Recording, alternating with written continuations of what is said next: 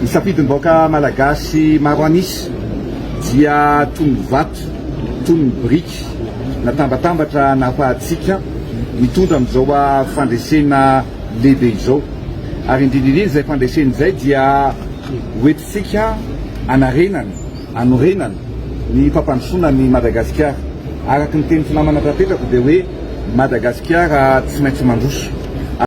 Fahaly miarahaba isika rehetra mpanaraka tsy tapaka ny atao tagasy ny tenako androany isika dia nderesadresaka ny vaovao izay mafana dia mafana tokoa amin'izao fotoana izao. Tsy inona moa izany fa mahakasika ny fisamborana ny Yonksa izay isan'ny mpanakanto ao anatin'ny tarika Audace Yonksa. Eo ihany koa ny mahakasika ny fivorian'ireo vondrona kandida izay natao tany amin'ny Kizeny sy teny moa izany fivoriana izany, ary ny amaranantsika azy ny mahakasika ny valim-pifidianana izay nivoaka tamin'ny fomba ofisialy tamin'ity andro androany ity, ary nivoahan'ny kandida numéro 3 izany hoe Andriamatoa Andry Rajoelina mpandresy tamin'izany valim-pifidianana ofisialy izany. Fa milohan'izany dia azadiny manao commentaire ambanin'ity vidéontsika ity mba afahana mandravona ny hevitra rehetra hanaovantsika vidéo manaraka eo. Ary azadiny toraka izany ihany koa ny milaiky ny vidéontsika. Azadiny hatrany moa ny miabone amin'ny chaîne-ntsika mba afahanareo manaraka tsy tabaka ny vidéo zay rehefa ny misy tao matatagasy toy izao ny fanaovana azy. Tsy ampiandrely isika fa avetrany tonga dia vavany. Ndao ary. Araka ny fandatsiam-pitarem-piantahana moa dia ny tapany voalohany amin'ity vaovaontsika ity dia mahakasika ny fisamborana ny Yonksa izay ao anatin'ny tarika Audace Yonksa, izany hoe isan'ny artista malaza ary tanora izany Yonksa izany, ary isan'ny manana ny lazany raha eto Madagasikara. Ny rythme skosy izay nafantarantsika azy ireo ary dia nameno tanàna mihitsy ny lazan'izany skoslina izany izay noentiny reto Audace Yonksa reto namalifaly ny voaka malagasy sy ny mpanaradia azy ireo. Araka ny hita hatramin'izay dia somary bebe resaka zay raha Yonksa raha ao amin'ny tambazotra Facebook no anarahana azy, satria isan'ny miresaka foana izany Yonksa zany isan'andro ary isan'ny manao vidéo foana izany Yonksa zany mampafantatra sy manao izay zavatra mamalifaly ny fony amin'izay resaka vidéo en direct live zay ao anatin'ilay hoe zaza milay. Ny arahana hita fa nanao vidéo izay somary anetsany be sy ny maro ihany raha Yonksa tao anatin'le fandaharana zaza milay zay ka noresahan'ny Yonksa tamin'izany moa ny mahakasika an'ilay hoe resaka fanjanahantany amin'ny endriny vaovao sy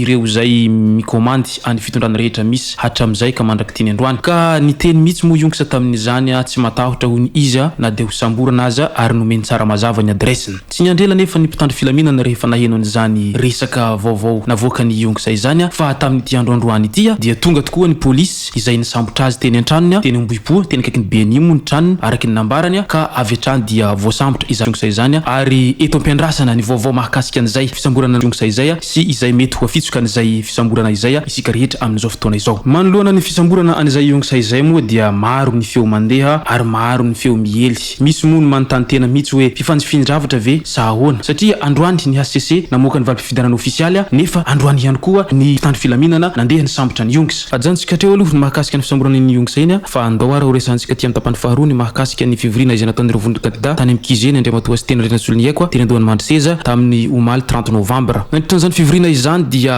hita taratra fa ny famelabelarana izay zava-nisy nandritra ny fifidianana no nataon'izy ireo izay noheverin'izy ireo fa maro pototra sy tena marina, ary mafisin'izy ireo tamin'izany fa tena feno hosoka ho izy ireo ny fifidianana ka tsy manaiky an'izany hatramin'ny farany ny vondrona kandida. Eny na tsy hanaiky moa na hanaiky ny vondrona kandida fa tsy maintsy HCC ihany tompo teny farany. HCC no tompo teny farany. HCC no fitsarana avo momba lalam-pandrenana izay mamoaka ny vokatry-pifidianana amin'ny fomba ofisialy tamin'ity andro androany ity. Ohatra ny mianatra any an-dakilasy ihany hoe samby teo aloha alarana daholo ny olona ray kilasy nefa dia ny mpampianatra ihany no mitsara izay examen atao eo, ary ny mpampianatra ihany koa no mahafantatra hoe iza no tokony ho aloha laharana ary iza ny faharoa, iza koa no tokony ho farany. Ka izay indrindra no antopisian'ny HCC manoloana aniny fifidianana izay natao tamin'ny 7 novambra iny ka androany 1er desambra no daty izay namohany izany HCC izany ny voka-pifidianana ofisialy izay nahalany any Andriamatoa Andry Rajoelina tamin'ny salanisa 56,98% be izao midika izany fa premier tour de vita tokoa araky ny hitantsika amin'iny vato izay azony iny, satria efa nambarako mbinimbiny tamin'ny vidéo izay nataoko tany aloha be tany tsy maintsy premier tour io de vita. Tamin'izany fotoana zany moa ohatrany hoe namisavisa fotsiny ary nanao analyse tsotra, satria araky ny fahitako azy tamin'izay fotoana izay moa sarotra be zany hoe olona raiky amby folo hiady amin'olona ray nefa resa-bato sy ny fitsinjaram-bato no zavatra iadivany eo, ka logika be raha ohatra ka Andriamatoa Andry Rajoelina no lany amin'izany salanisa ambony izany na dia eo aza ny gonongonona izay amin'ny fitsikirana ataon'ireo vondrona kandida sy ny tariny, fa io aloha zany ny zava-misy eo dia samy manaiky daholo isika rehetra. Efa antaonana maromaro ihany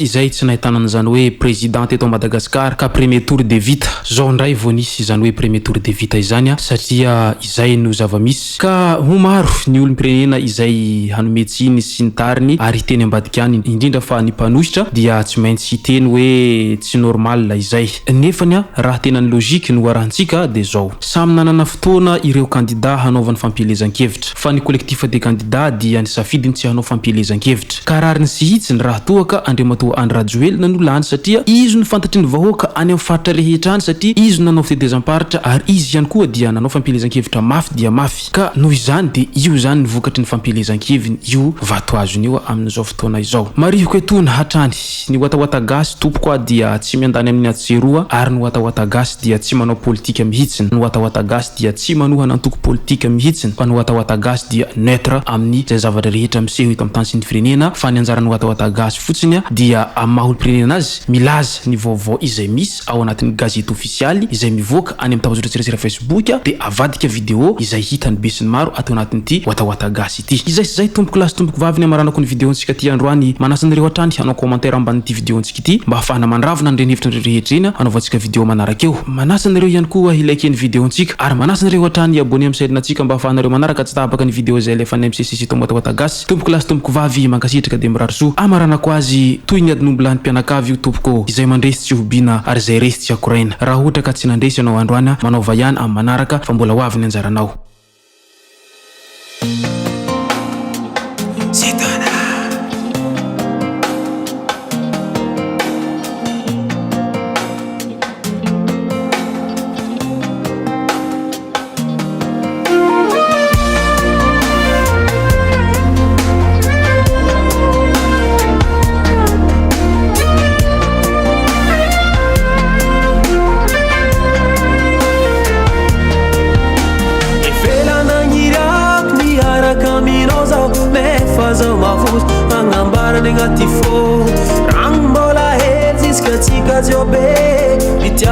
Simio, umeka me mito,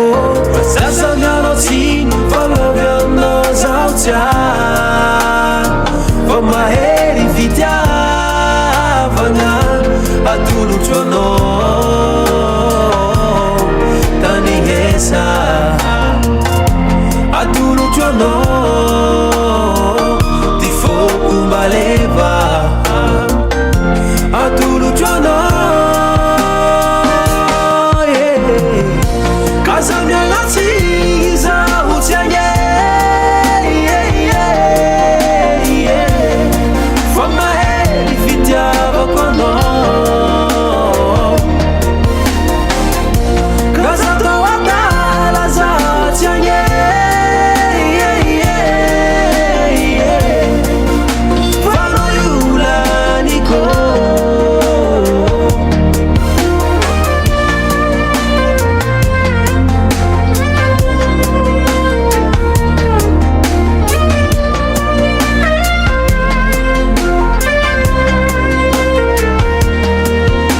Sono non il las, non ambarmi a naci fono, ne fazama fusto, para